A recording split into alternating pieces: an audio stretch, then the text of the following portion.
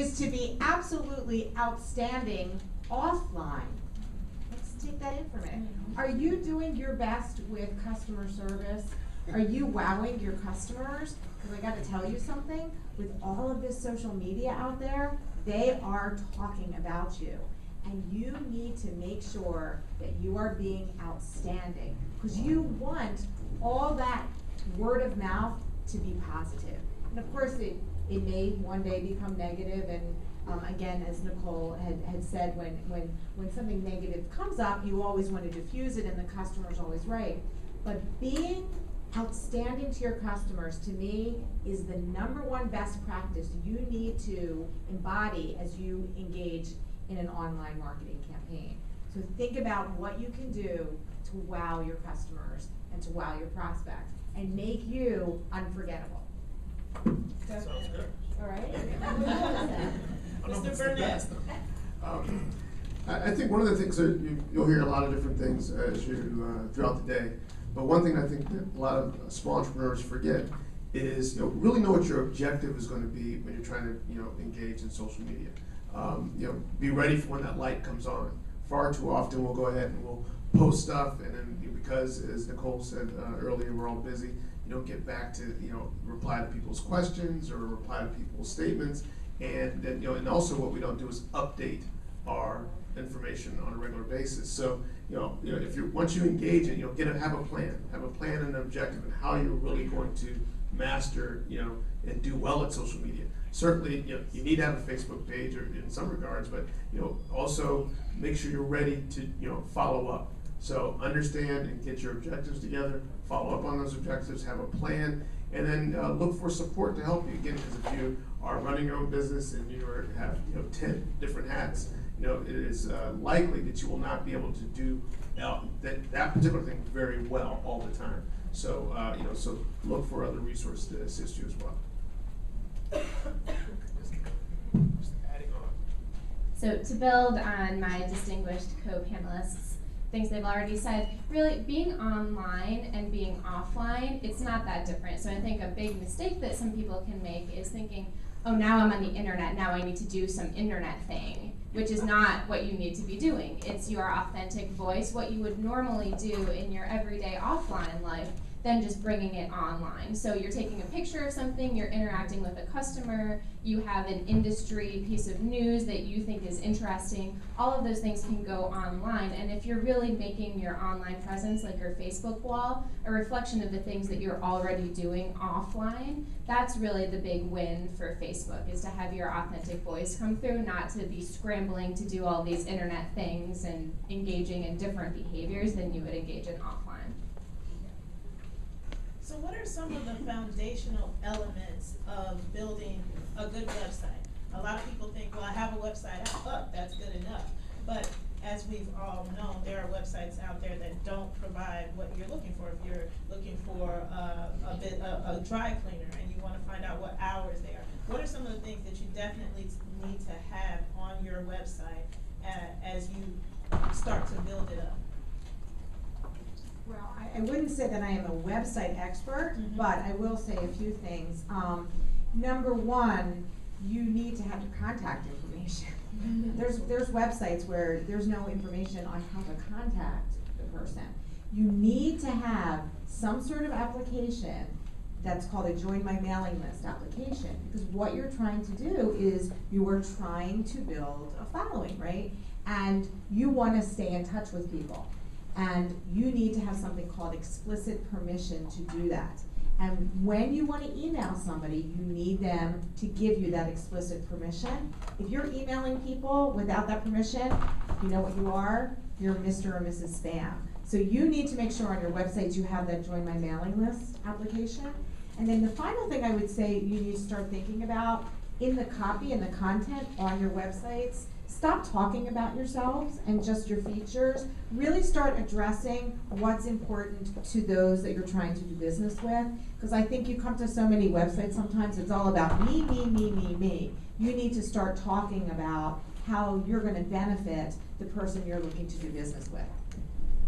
I think and that last piece I think is very important, and I'll just speak back off of that, we put up sites, and again, everybody has different businesses. I'm in the business of media, so I actually a little small media trivia question or answer if you ever get asked it in some Trivial Pursuit game. I launched Vibe magazine, and Vibe magazine was the second consumer magazine on the web.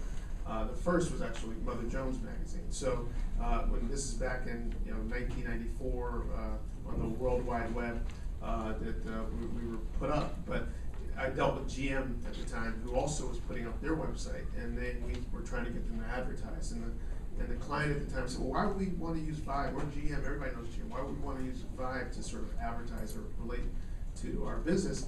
And the point is, we told us, like, look, what's the compelling reason for someone to come to GM's site unless you're just looking for a car? Is there a reason for people to come to your site on a regular basis? And they were trying to put all of sort of other things up on their sites as well. And so the point I'm trying to make, I guess, is that, give information, to the consumer above and beyond, as you said yourself. You want to find a way for the consumer to feel that you're a resource for information. To give them a reason to come to your site or come to your business. Maybe not when they're just looking for that specific product, but they consider you an expert in the overall industry that you're in, and they sort of see you as someone they can confide or can trust. And so when it comes time to make that decision of choice to purchase, they're coming back to you because they deem you as an expert or someone that's provided them information along the way. So, provide information. Don't, again, just talk all about yourself. Be a resource. So I agree with everything that has been said. I know, I get to go first next time. So as far as being a resource, yes, you want, and even thinking about it from a search engine optimization perspective, if you are a go-to resource like that and other people are linking to your page, you're going to appear higher up in the Google word search find, so that benefits you directly as well as being a trusted source for your customers. Also, I'd say once people are on your website, tell them what you want them to do, so make sure that you have a call to action, whether it's buy my product, like me on Facebook, you can have the like button right there so it goes directly. Whatever you want that thing to be on your website, when someone is there, make it very explicit, make it easier for your viewer, have it right at the top. Can I also just add something? Invest in a consult with a search engine optimization expert. It's just about that next. Because Nicole, do you do that at all? We can give you some resources of some people. They need to be able to find you, and that SEO can be difficult sometimes to understand. First things first, how many people out there have heard of SEO? How many people are actually doing it? Okay, so that's about less than half of the people that raised their hands first. Would one of you guys want to explain a little bit more clearly what is search engine optimization and how it can improve your ratings with your customers? I could take a crack at that. Yeah, thank you, Sarah. So search engine optimization is, I'm sure many of you know since you're familiar with it, it's basically Google's way of figuring out who goes to the top of the page. And you can pay for an ad on Google, but really they try to make it so that the user experience is optimized. So whoever is finding whatever content the most useful will appear at the top. So it's basically voting, people voting through time they spend on your site, amount of people linking to your site. So let's say that you have websites with a .edu or a .org linking to your website. Those are highly credible votes saying, go to this website, it's valuable. Or if there are certain, let's say that you sell hats.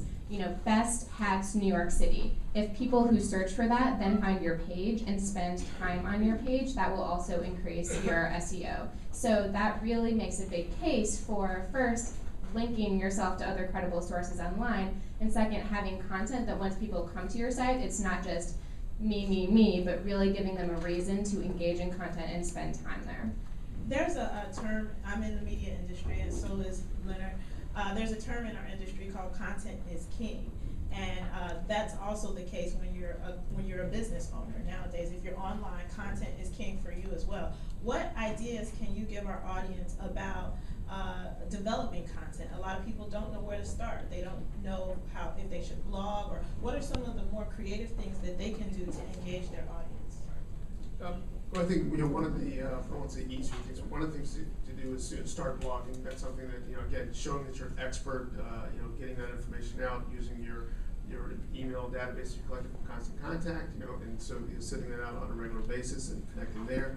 I think also what we as entrepreneurs we quickly realize we should be doing is rely on our resources, our family, friends, and the networking.